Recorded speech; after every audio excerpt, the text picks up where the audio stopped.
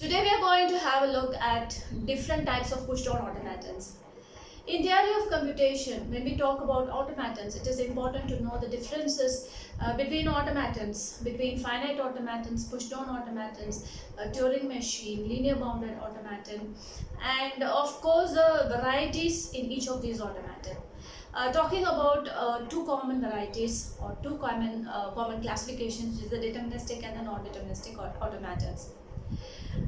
Whenever we are talking about deterministic automatons, we are talking with conformity. We are talking something something which we can predict, or something which we can say that this is going to happen for sure in the future. So in all kinds of deterministic automatons, whether it is the finite automaton or the push-down automaton, we can say that the machine is going to perform or behave in a certain way in the future. Whereas in the non-deterministic case, it is not possible. It is not possible to determine the future behavior of the automaton. So again, there are various differences between deterministic and non-deterministic. I'll list out some of the common differences, whether it is a finite automaton or the push-down automaton. Before that, we have to understand that these different types of automatons recognizes different languages, and they are different in terms of the transit between the states. That is the delta function, which is used for making the transition from one state to the other, and of course, there are a variety of differences. Now let me list out some of the common differences between deterministic and non-deterministic automatons in general. So whenever we are talking about deterministic automaton, we are saying that something is going to happen. We can predict the future behavior of the automatons. Okay, in the case of deterministic automatons, we can predict the future behavior. So one thing is that we can predict the future behavior. Whereas in the case of non-deterministic, it is not possible to predict the future behavior. So here it is not possible, right? Okay, so the future behavior, how is the future behavior predicted? By using the current status of the machine. The current status of the machine, the storage contents, okay, the register contents, etc. We are able to predict the future behavior of the machine. That is one thing. Whether it is the finite automaton or the non-deterministic finite automaton or the push-down automaton. So whenever we are talking about deterministic automaton, these are some of the common characteristics that we can find, or properties that we can find in the deterministic automaton. Second thing is that always in a deterministic automaton, there is only a single state transition. A single state transition.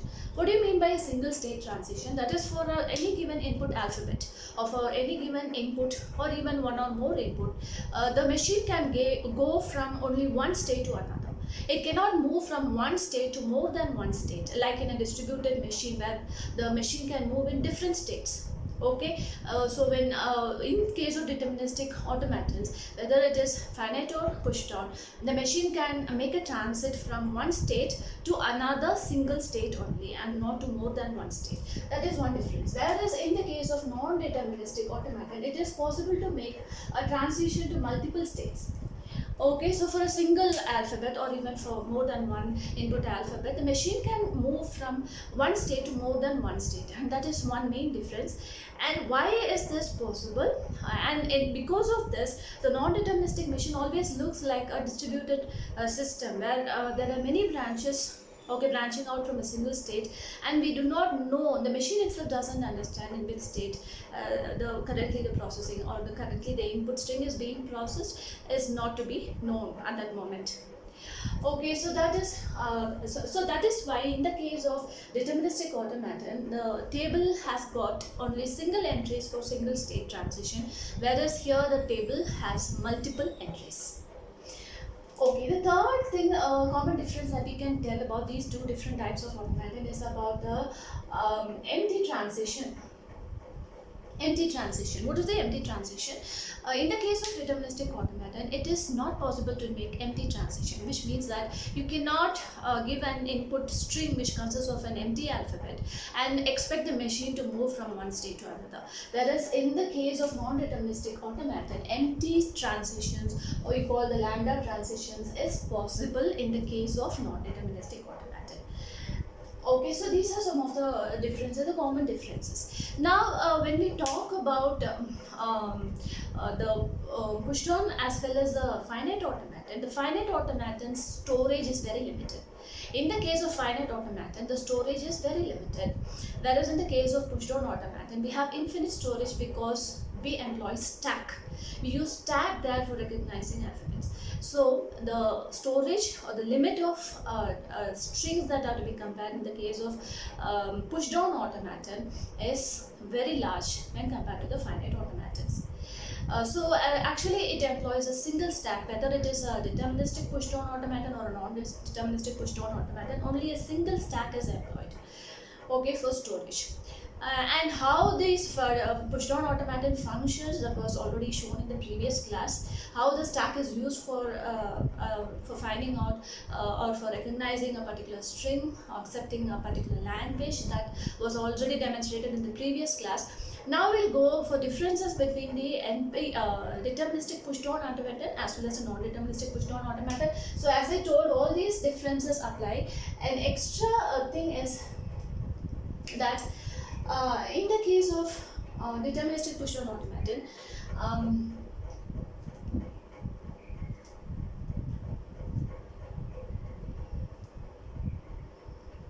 there is what you call as there is no replacement, whereas in the case of non-deterministic push-down automaton, there is what is known as a replacement. So every time the stack accommodates a finite set of a comma x pairs. So what does that mean? What do you mean by replacement, and why we say there is no replacement here? Okay, so when we are employing stacks for storing, we know the basic stack operations, such as the push, pop and the skip, which is being used here. So push, pop and skip are used in push-down automatons. Now in the case of deterministic automatons, the machines just simply keeps on pushing the elements onto the stack. Okay, so there is actually no replacement as such. The machine just keeps on pushing into the stack. Whereas in the case of non-deterministic push-down automaton, there is always a replacement, which means that the topmost element of the stack is always replaced by a definite transit function, which is already provided, which will be already provided.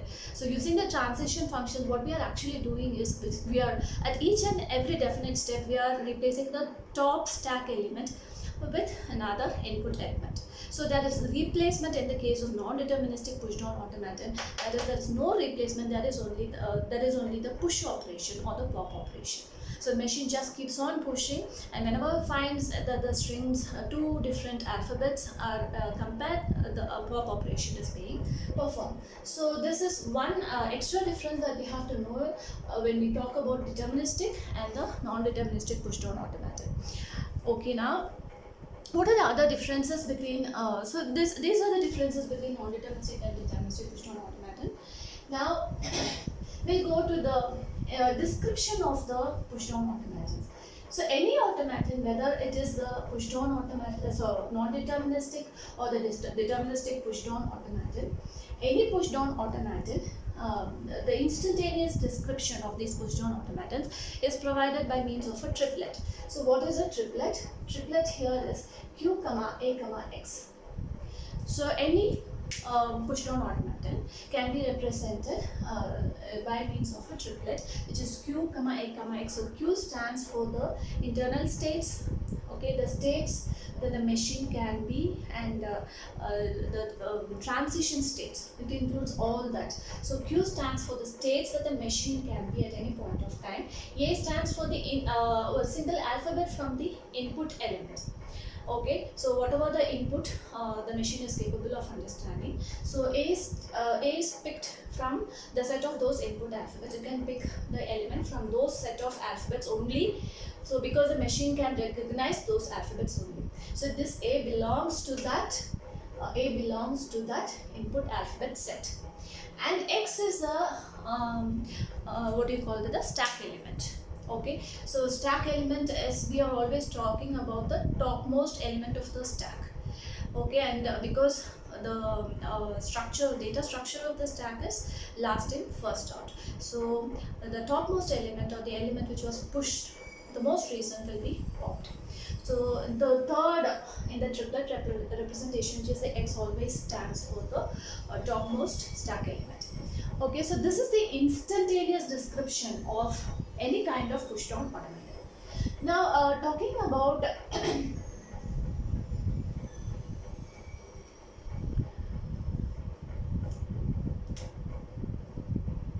so we saw the differences between DPDA and NPDA. Now I will say how and what is the tuple representation for these machines. Okay, this is a triplet representation that we saw. The tuple representation is actually a 7-tuple representation, okay, for the NPDA as well as the DPDA. So here, what is the 7-tuple description that we see? That is Q, comma, Z, comma, F. So this is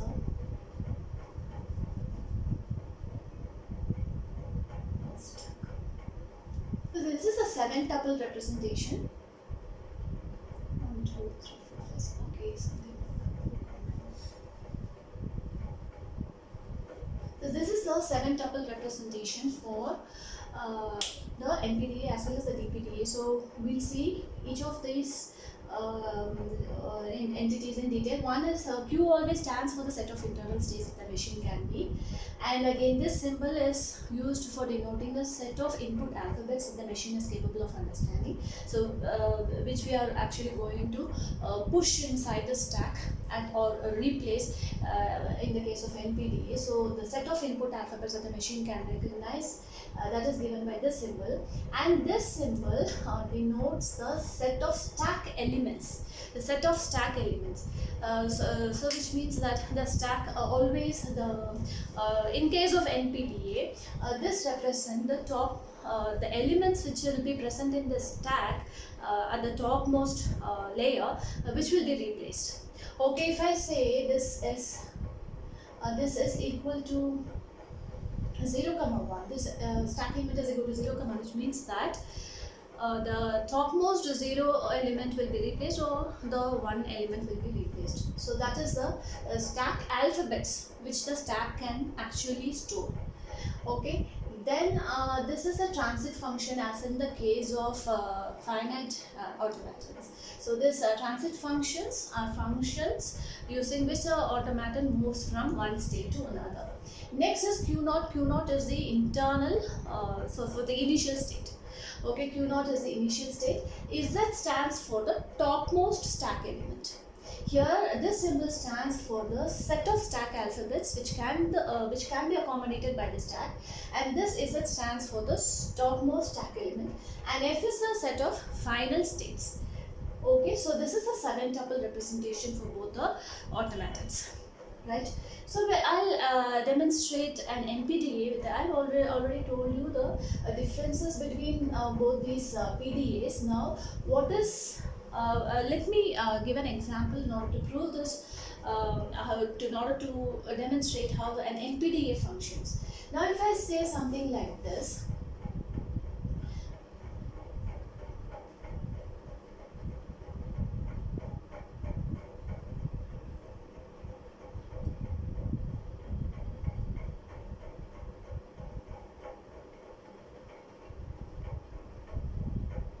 so this symbol is always used for transit.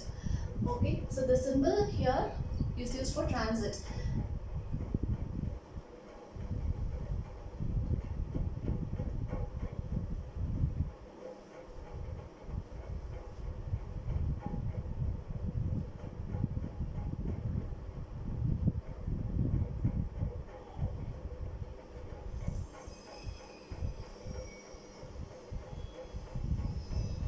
So here what it means is, this is Q1 state.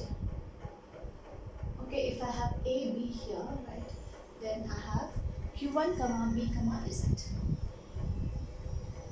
This will be Q1 comma B comma A Z.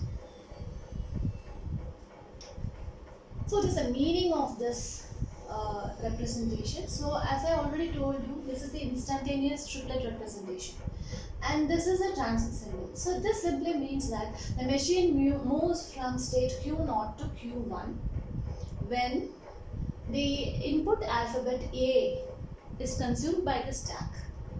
Okay, so here what remains in the input string is B, only B remains. So after moving to Q1, the remaining input that is to be processed is a single alphabet B. So the A is consumed, which means that the topmost stack element, that is X, is replaced by the A. Right? So if you have a stack like this, so the machine is in Q0, and inside what you are having is two elements, that is X, Z. So in the reverse order, we have to write this is X and this is Z. So these are the two elements, and the string that is to be processed yet is AB. Now an A is being consumed by the alphabet, which means consume means here in the case of NPDA it is a replacement. So replacement means X is replaced by a A. So what remains here is B. So when this step occurs, when the machine performs this step, we say it is a transit. So from the previous state it has gone to this state. So the previous state was Q0, now it is in the present state. So an A is consumed, so the remaining string that is left for the next step processing is a single B, and the X which was present in the topmost layer or the topmost stack position is being replaced by this A, since it is a NPDA, that is replacement. So this is a representation. This is a typical delta or transition function representation in the case of an NPDA.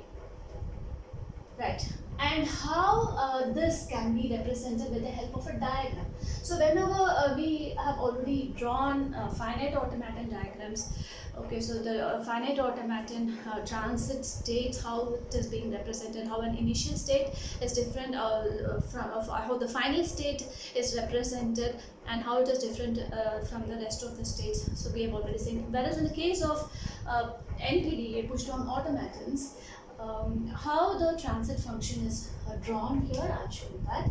So here, if I want to move from Q0 to Q1, so I have a state Q0 and I have to move to Q1. So here, circles to represent the two states. So the transit is from Q0 to Q1. Here, the input alphabet AB bar XZ, AB bar XZ, comma AZ. So this is the way to represent this particular transit from the state Q0 to Q1, which means that the AB, the what do you call the input string that is to be processed, comma the stack alphabets which are present, okay, comma, and what is the after replacement, what stands after replacement, that is after going to the state Q1, what is the replacement string here, that has to be provided here. So this is the way you represent a transit from one function to another. And as I already told you, that is also an empty transition. Okay, so an empty transition means there needn't be any alphabet present in the second element in the triplet. So it could be simply an empty also, which means this just giving an empty symbol may also move the machine, or may also provoke another stack operation. So there will be a transit even in the case of an empty alphabet, input alphabet. Okay, so this today we saw about the automatons in general. What are the different types of automatons, differences between these automatons, and the differences between NPDA and DPDA, and how to represent NPDA as well as DPDA in a triplet form as well as in tuple form, and how to draw the respective diagrams. So, and at the end, I will also like to say that what other topics are important as far as this subject is concerned is how powerful each automaton is from the rest. So when we are talking about linear bounded automaton, the linear bounded automaton is always deterministic linear bounded automaton is always powerful than the recursive language automatons, that is the PDA or the finite automaton. Okay, so it is always powerful than that of the recursive automatons, whereas a Turing machine is more powerful than all these. Okay, so